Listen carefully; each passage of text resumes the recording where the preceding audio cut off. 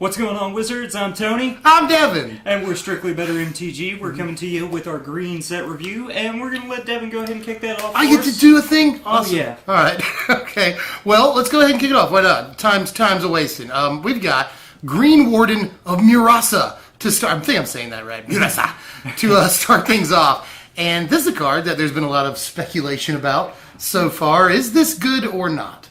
In my opinion, it is. It's basically a double-edged Dim Protector that works as soon as you cast it. Yeah. Which a lot of pro players use Dim Protector as a 5-mana way to do it. This just gives you an additional outlet for it and leaves behind a bigger body and whatnot. Yeah, so pretty nice body on the thing, you know? It sucks that it dies to Languish, but even then, it's still another, regrow effect with a bigger body and whatnot, so... Yeah, we're losing, Stoke the Flames in the format, so that's the thing that would have killed it. That's important. I just, this compares favorably to, Eternal Witness when Dim Protector was spoiled. It was like, new Eternal Witness, that's what this card is. And at first we were like, it's not, and it's not. It's really not the new Eternal Witness, but it's still a very, very playable card. And this, I feel the same way about, when Dim Protector came out, there were people saying that it's not good enough and all that. And now it's one of the most important cards in the format. Yeah. And this may have this similar story. We've got Undergrowth Champion, nice 3-mana 2/2. The +1/+1 counter on there for landfall is easily done. Very, and then on top of that, the regeneration, pseudo-regenerate effect is just fine. Yep. There's... Free regeneration. Yeah. It's cool. It dies to destroy effects, obviously. But it's got its weaknesses, and it's still weak to Ultimate Price / Soul Touch Arm. So it's got problems. It's got its issues. It's got its drawbacks. But it's still fine. It's perfectly playable. Yep. It's mythic for a reason. A guy in the comments the other day asked me, are we still going to be playing so much burn after the format rotates? And it's we'll still have so much. Wild Slash, Fiery Impulse, Exquisite Firecraft, Roast is still going to be a very important card. Brutal Expulsion is going to be an important card. That's direct damage. So there's going to be a lot of burn still in the format. It doesn't seem that way, but it's still going to be a thing. Yeah. A Draconic Roar is another example. That's good burn. So this helps survive that, and this is a beast in combat. Oh yeah, it's insane. Blocks well, attacks in well. Doesn't really have to worry about anything. So I love Undergrowth Champion. I've already tested with this card for the landfall deck, and it's a key piece in there. It's again reason that this card is mythic. Probably the best landfall card. It reminds a lot of people of Vinelash or Kudzu, which was just, whenever you play land, put a counter on it. But this is even better than that. Even though it costs an extra mana, still way better than that because it just sticks around forever. Very hard to deal with, especially in combat. So I think the card is way better than a lot of people are giving it credit for. Here's a card that people are giving a little too much credit to. This is Oran Reef Hydra, and I hear too many people like this card. I'm not too big on this. How do you feel? I like this card. In Limited. In Limited, right. In Limited is where you play this. Yeah, in Limited, I love this card all day. In Standard, there's other things to do for 6 mana that are I'm sorry. Be better. You'd play Green Warden of Murasa, the first creature we looked at. You'd play for 6 mana, you'd play that over this all day long. Now, this will be a cool, 50 cents rare for budget decks, and you can still build the mono green ramp thing, and this goes well in that, I think. And people are talking about mono green landfall, and this is a possibility of that. Yeah. But I am not sold. This really just looks like it has the look of a 50 cents rare to me. So I don't see it. Next up, we've got Retreat to Kazandu. This is absolutely fine and limited. This is potentially good for your budget hardened scales. Right. Yeah. And at the same time, potential sideboard material just because it's a +1/+1 counter. That's fine. I put it in 2 sideboards so far. I put it in landfall sideboard. I put it in hardened scales sideboard. Yeah. Because I don't know. I don't want to lose that initiative on the 3rd turn. I don't want to spend my 3rd turn doing this. I really don't. But against some aggro decks and constructed, then the gain 2 life becomes fairly nicely relevant. Pretty relevant, yeah. I mean, 2 life a turn for a few turns. And +1/+1 counter can also make your guys a little bigger, so you have better blockers and whatnot. So all the way around, Hangerback Walker exists in the format, so that's always got to consider Hangerback Walker. Here is Woodland Wanderer, which can be a 6/6. So that's the thing. A 4-mana 6/6 Vigilance Trample at the absolute most. Well, if you play this, let's just use Abzan as an example. Abzan already has a 4-drop. Yeah. And will have a 4-drop forever. Siege Rhino is one of the top 3 cards in the format, if not the most impactful card in the format. Yeah. So Abzan might not be a good example, but let's just use that. Let's say you get all 3 colors, right? Yeah. You've just paid 4 mana for a 5/5 Vigilance Trample. Mm-hmm. Seems good. Like, it's...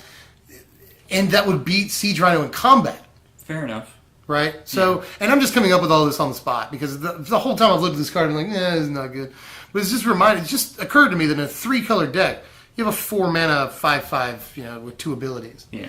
So that's maybe doable. That's, I don't think that it goes in like a 4-color deck that wants to make it a 6/6. Which is how I keep thinking about the card. But honestly, as a 4-mana 5/5, that's probably okay. It's, fair enough. It's really removable and it doesn't do anything when it hits the board. Yeah. So it's probably still bad. But, 4-mana 5/5, 2 abilities. Coming up next, we've got Beast Color Savant, and it's going to see all of the standard play. All It's a the great standard mana dork in every form and fashion. It Yep. also goes into Elves, where you can potentially get 5 to 6 mana on turn 3. Yeah, if that's actually doable, that's amazing. If you can get it, so it's like Gnarl Root Trapper, cast another Gnarl Root Trapper, Yeah. and then on turn 3 you now Drop have... a land and you've got the manas. Yeah. And then on top of that, you get Dwynen's Elite into Shaman's Pact that way. Yeah. You end up having 6 elves out there on turn 3. Turn 4, you just what? Yep. Drop a Dwynen's Elite, and they've all got +1/+1 and whatnot. It's amazing. It's absolutely bonkers. It's Nice. Yeah, Beast Color looks good in pretty much everything to me. I mean, I hate that you can only play creatures, but still, it'll see all the standard play. Mm-hmm. The first day after, the whole first day that this was spoiled. I was thinking to myself, this is going to be really, really good. We're going to play 4-color zoo now because of this guy. It's crazy. There's and plenty of great decks that become possible. the next day is when I saw that it had haste. It's I already didn't know. I already was this card is amazing. It's going to be the best thing ever. And then the next day when I was at work, I was looking through my phone, and I saw that it had haste. And I seriously almost passed out at work. And then people are already talking about all the things you can do with this in Kiora. Mm-hmm. You play Kiora, and then you untap the mana dork that you used to play Kiora, and you untap a land. Mm-hmm. Those 2 things, you tap them again to play the Beast Collar. You tap the Beast Collar to play a 1-drop. Yeah. So all this happens on the 3rd turn. Yeah. So it sounds pretty good. So pretty crazy. Yeah, Beast Collar is going to see all the play and probably be a chase rare in the set. Here is Nissa's Renewal, which it probably may be better than it looks. I like this as sideboard tech against burn potential. Burn aggro. Yeah, burn aggro kind of thing. In standard.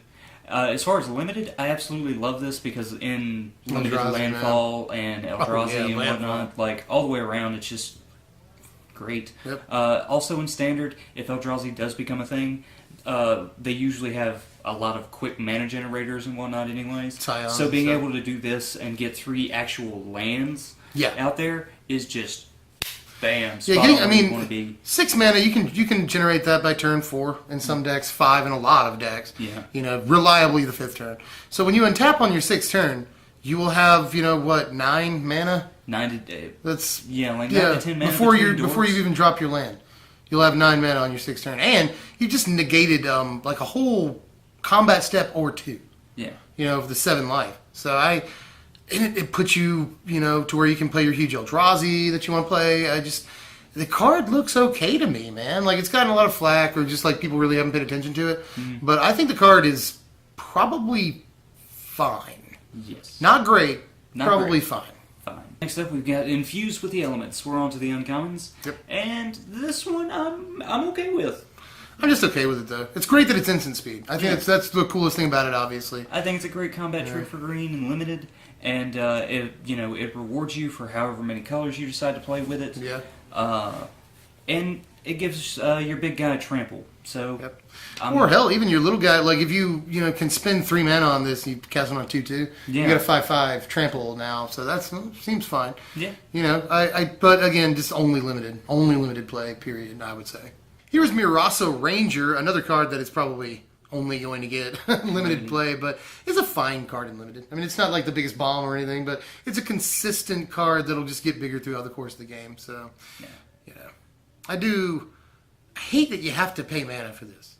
Well, at the same time, yeah, but, sometimes it becomes a late game mana sink for when you just start top decking that last couple lands Yeah, out of there and whatnot in limited. So I'm still fine with it that way. Sometimes you in limited you just don't have anything to do in like the green colors.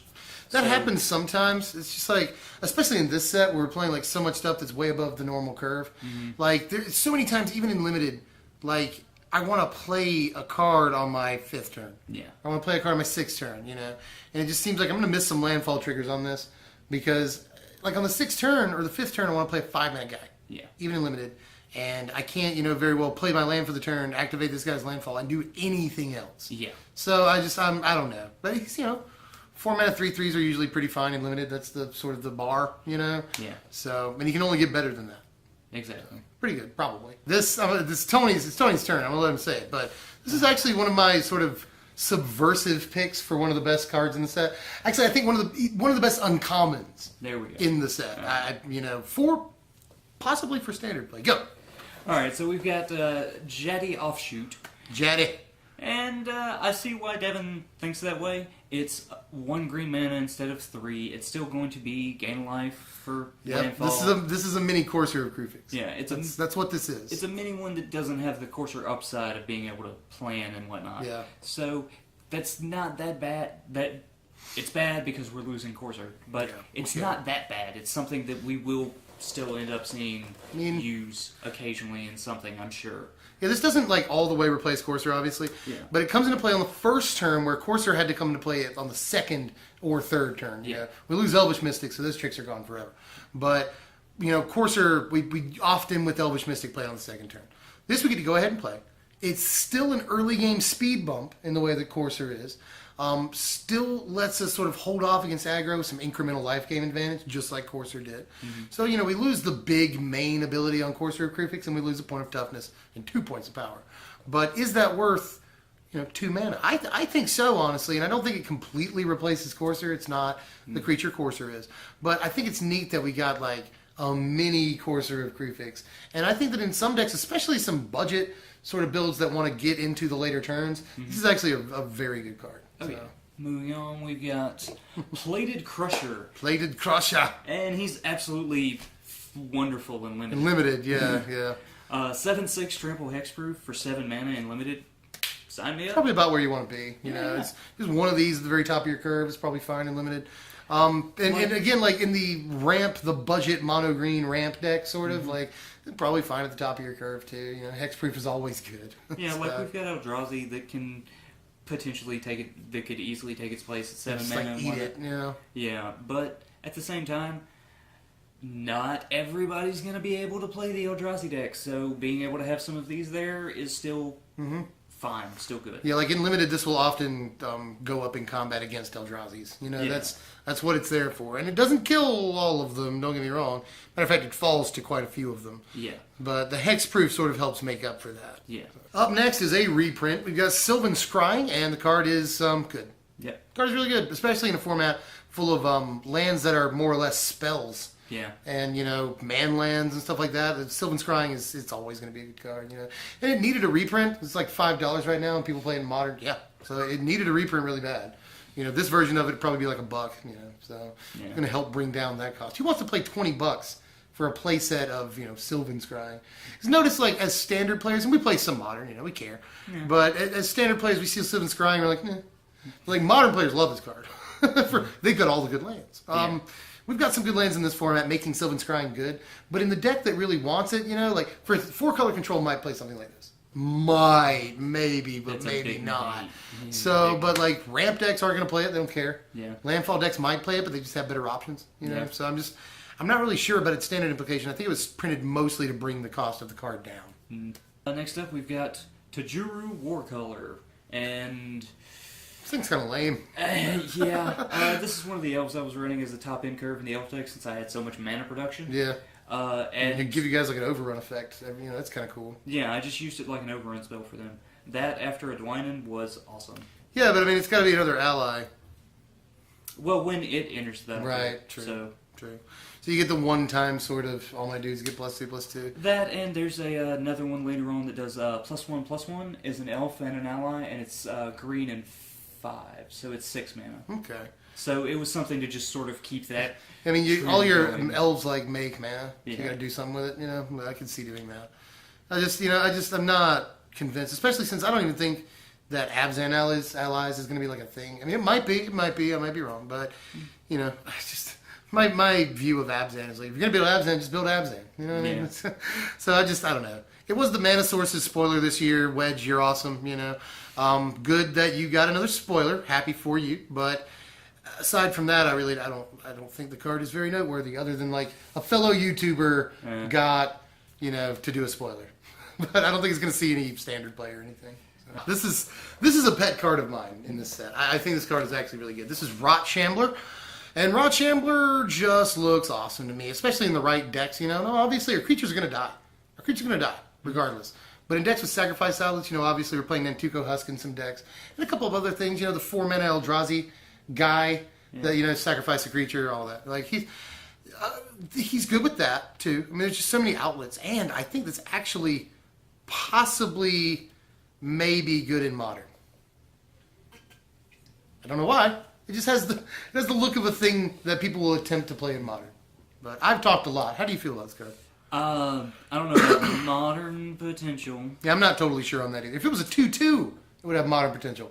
But I'm just. I don't think I would even be sold on the 2/2 part. I would. I would. This is too exploitable. This is far too exploitable. Fair enough. As far as limited goes, I think it's just fine. Yeah. As far as standard, there's potential. There's potential because we have Nantuko Husk. We have sack outlets and things like that. We have Nantuko Husk. We have Blood-Soaked Champion. Yeah. We have Despoiler of Souls, and other recurable creatures. We have, the there's zombie. Plenty of tricks that this could go for to make this work. All right, up next we've got Brood Hunter Worm, and it's a vanilla thing, and it's fine and limited, and yeah. Yeah, that's pretty much all. Sorry, there's just not much to say about that card. 4-mana splashable, 4-power guy, good 23rd card, perhaps. Here's Giant Manus, another limited playable card. A reprint of Giant Spider, but a different insect. Yep. Spiders aren't insects, but anyway. Different bug. That's all it is. It's a fine card. Now we've got Earthen Arms, and this is absolutely wonderful. This I like. I do. I like it more than I should. I wish it was a combat trick. Yeah. That's my only problem. Yep, that's it. Aside from that, it's fine. You can basically awaken this for 6 and limited, or you can make one of your guys bigger early on for, 2 mana and whatnot. Yeah. Like, there's just so many good things that you can do with this all the way around. It's fine. Yeah.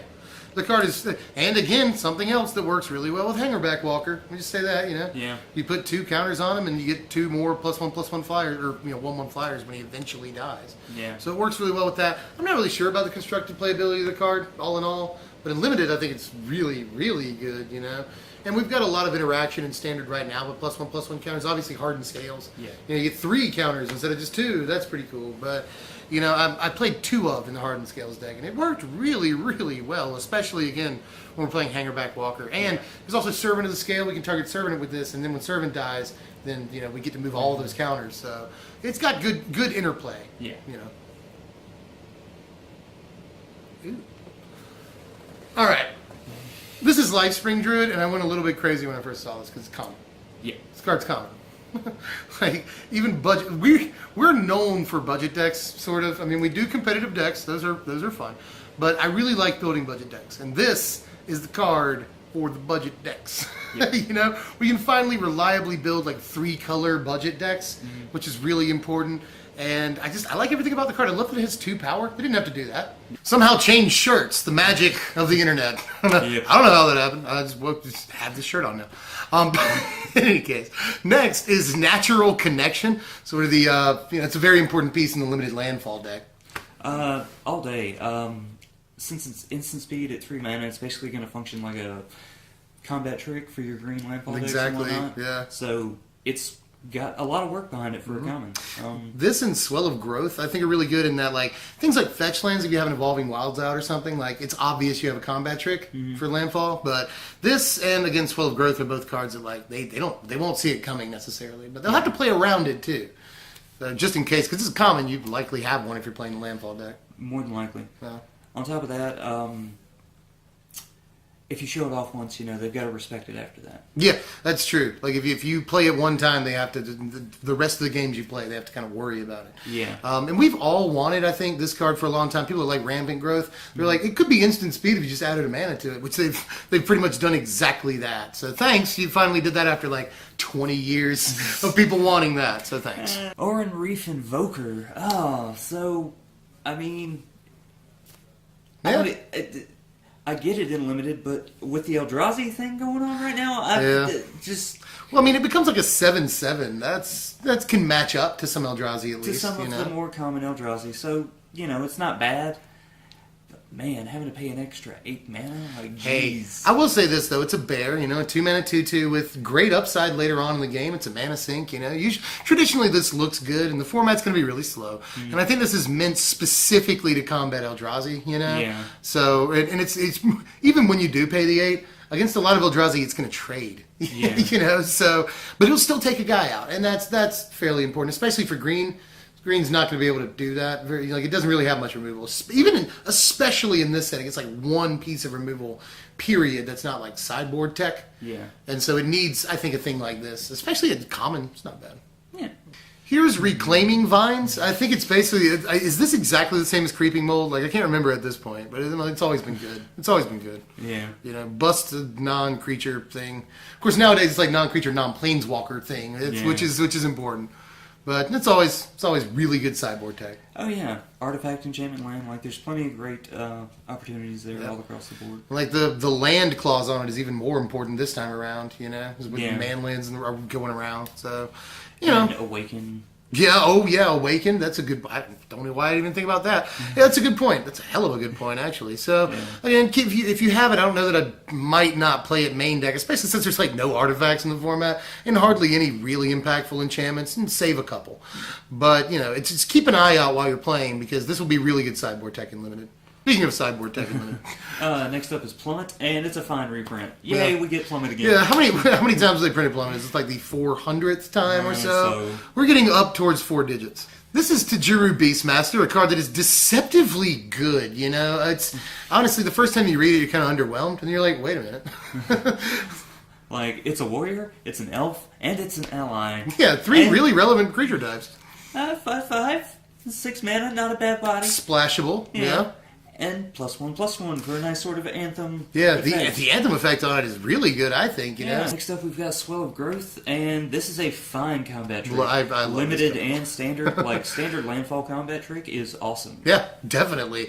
Yeah, this really goes in the sort of hyper aggressive landfall deck that wants to be a thing. This follows up, a Scythe Lynx or Scythe Leopard on the first turn very, very well. You can drop a land that turn, you do something like 5 damage. That's really good. It feels like a mini Atarka's Command, and I like a lot of the things about this card. I think it's sort of pushed and might see standard play if landfall is a thing, especially again the very aggressive landfall deck.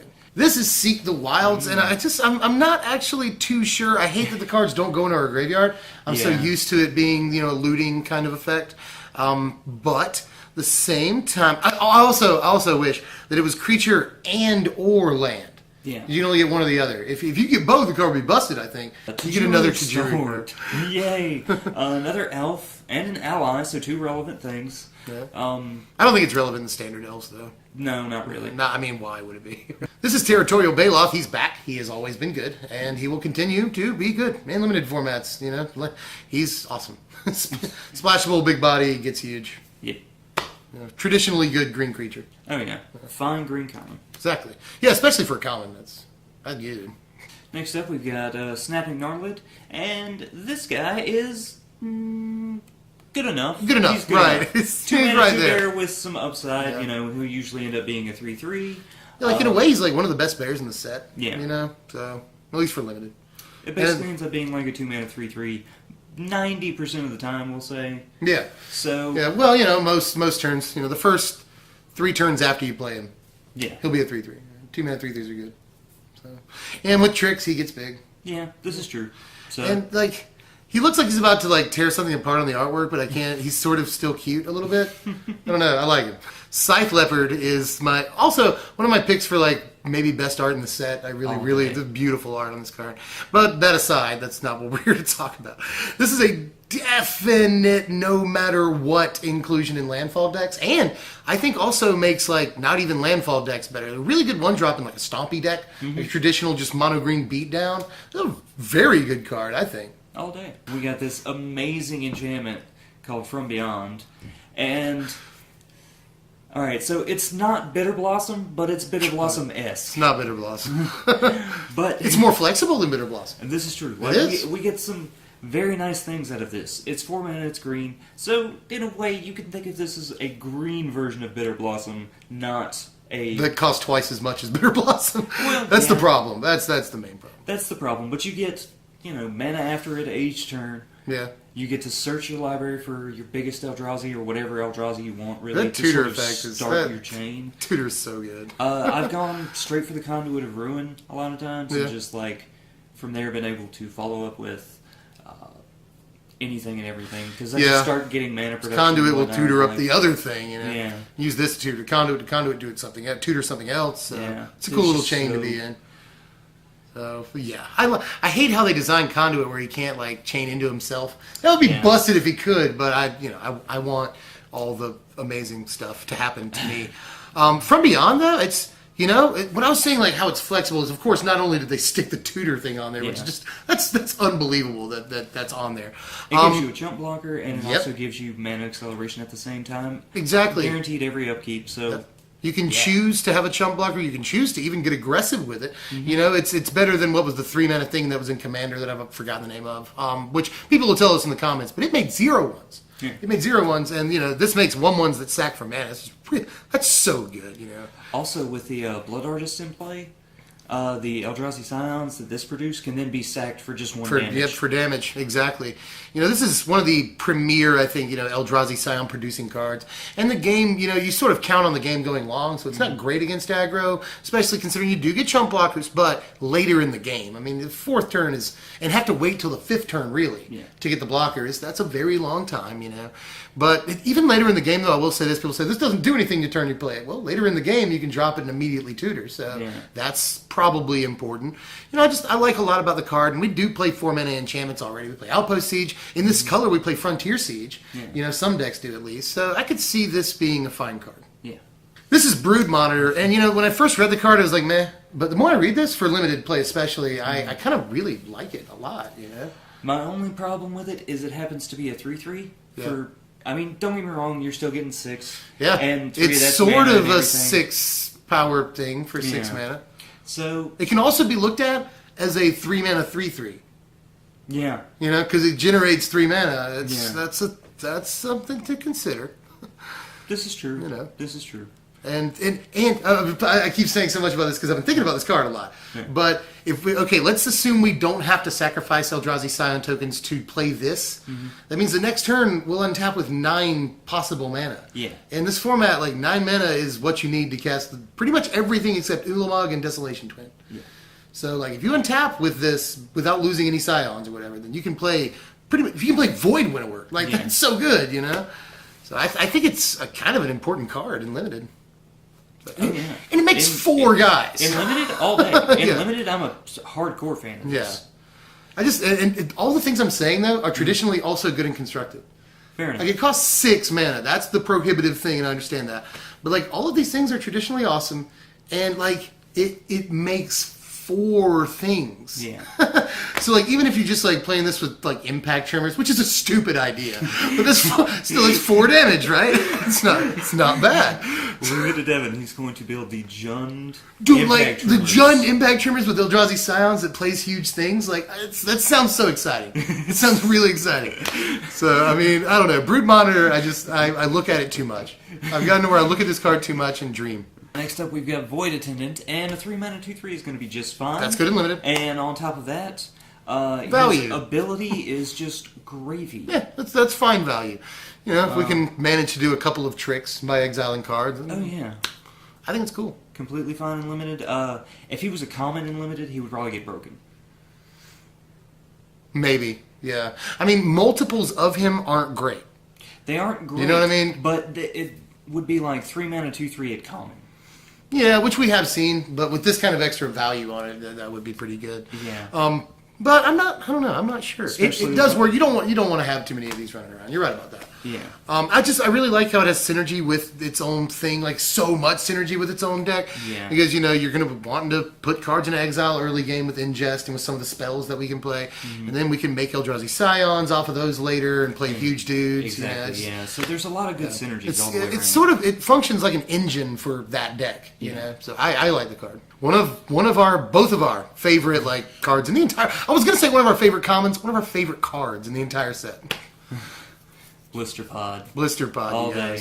This thing is just great. They're not going to give us the 1-drop Mana Dork. Nope. But they will give us a 1-drop that Doom Travelers into a mana. Yeah. Right. This is really elegantly designed. Yeah, honestly. It's actually super good tech all the way around. Like, now you've got that turn 1 chump blocker that you can turn into mana against aggro decks or even larger decks and whatnot. Yeah. You can just chump block with this.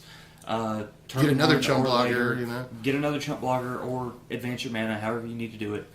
It just there's an interesting interplay here that I've been wanting to talk to you about specifically. But first turn you played your chump blocker, right? Mm-hmm. And within a couple of turns you'll chump it, and then that allows you to play 4 and 5 drops a turn early, which normally a card like this wouldn't necessarily do. Elvish Mystic, it can either make mana or it can chump block, but it can't do both. This can do both. That's good. That's really good. Here's a card that I really like, and you guys are probably going to start thinking that I'm crazy.